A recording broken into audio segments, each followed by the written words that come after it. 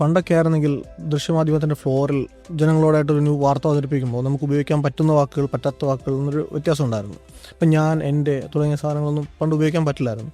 അപ്പം ഇന്നത്തെ കാലത്ത് ഒരു ന്യൂസ് ബുള്ളറ്റിൻ ആണെങ്കിൽ പോലും അതിൻ്റെ തുടക്കത്തിലോ അവസാനത്തിലോ ഒരു സിഗ്നേച്ചർ ബിറ്റായിട്ടൊരു കമൻട്രി ഫ്രം ദ ആങ്കർ ഉണ്ടാവാറുണ്ട്. ചില മാധ്യമങ്ങളിൽ ആ കമൻട്രിക്കായിട്ടൊരു എക്സ്റ്റെൻഡഡ് ടൈം തന്നെ കൊടുക്കുന്നുണ്ട്, the view of an anchor. ഇപ്പോൾ view of an anchor versus the view of the channel എന്നുള്ളത് ഇപ്പോൾ വളരെ മറ്റതിന് കൂടുതൽ പ്രാധാന്യം വരുന്നതായിട്ട് തോന്നുന്നുണ്ടോ? ഇത് തന്നെ വലിയൊരു ഡിബേറ്റാണ്. ന്യൂസും വ്യൂസും തമ്മിൽ മിക്സ് ചെയ്യാൻ പാടുണ്ടോ എന്നൊക്കെ പറഞ്ഞ്. അപ്പം ഞാൻ വളരെയധികം വ്യൂസ് എൻ്റെ പത്രത്തിൽ കൊടുത്തിട്ട് അതിനെക്കുറിച്ച് ഞാൻ പറയുന്നത് ശരിയില്ല. എന്നാലും വ്യൂസ് മിക്സ് ചെയ്തുകൊണ്ട് കുഴപ്പമില്ല. പക്ഷെ പലപ്പോഴും ടെലിവിഷൻ ചാനലുകളിൽ പറ്റുന്ന വ്യൂസ് മാത്രമേ ഉള്ളൂ എന്നുള്ളതാണ്. അതിനെ ബാക്കപ്പ് ചെയ്യാൻ വേണ്ടി നമുക്കൊരു ഡേറ്റ വേണം, ബാക്കപ്പ് ചെയ്യാനായിട്ട് റിപ്പോർട്ടിംഗ് വേണം. അത് കംപ്ലീറ്റ് ആയിട്ട് ഡിസപ്പിയർ ചെയ്തെന്നുള്ള ഒരു 2 വർഷത്തിൽ കൂടുതലായിട്ട് ഞാൻ ടെലിവിഷൻ കാണാറില്ല. അപ്പോൾ അത് കാണാത്തത് കൊണ്ട് എനിക്ക് പ്രത്യേകിച്ച് നഷ്ടമൊന്നും ഉള്ളതായിട്ടും എനിക്ക് തോന്നിയിട്ടില്ല.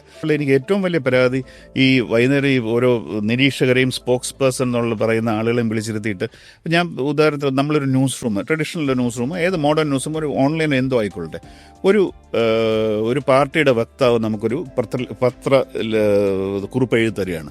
നമ്മൾ അതുപോലെ പ്രസിദ്ധീകരിക്കുമോ? നമ്മളത് എഡിറ്റ് ചെയ്ത് സാധാരണ ഒരു 2 പേജ് തരികയാണെങ്കിൽ അതിൽ 1-2 പാരഗ്രാഫ് നമുക്ക് എടുക്കാൻ പറ്റുള്ളൂ. കാര്യം എഡിറ്റ് ചെയ്ത് കഴിഞ്ഞാൽ അത്രേ ആയിട്ടുള്ളൂ.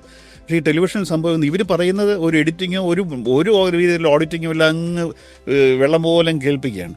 എന്ന് പറഞ്ഞാൽ എന്തുകൊണ്ടാണ് നമ്മൾ ഒരു സംഭവം എഡിറ്റ് ചെയ്യുന്നത്? നമ്മൾ എഡിറ്റ് ചെയ്യുന്നത് നമ്മൾ വായനക്കാരൻ്റെ സമയത്തെ നമ്മൾ റെസ്പെക്ട് ചെയ്യുന്നു, വായനക്കാരൻ്റെ ഇൻ്റലിജൻസിനെ നമ്മൾ റെസ്പെക്ട് ചെയ്യുന്നു, വായനക്കാരൻ്റെ അഭിപ്രായത്തെ നമ്മൾ റെസ്പെക്ട് ചെയ്യുന്നു. ഇതുകൊണ്ടല്ലേ നമ്മളൊരു കാര്യം എഡിറ്റ് ചെയ്യുന്നത്. അല്ലെങ്കിൽ എഡിറ്റ് ചെയ്യേണ്ട ആവശ്യമില്ലല്ലോ.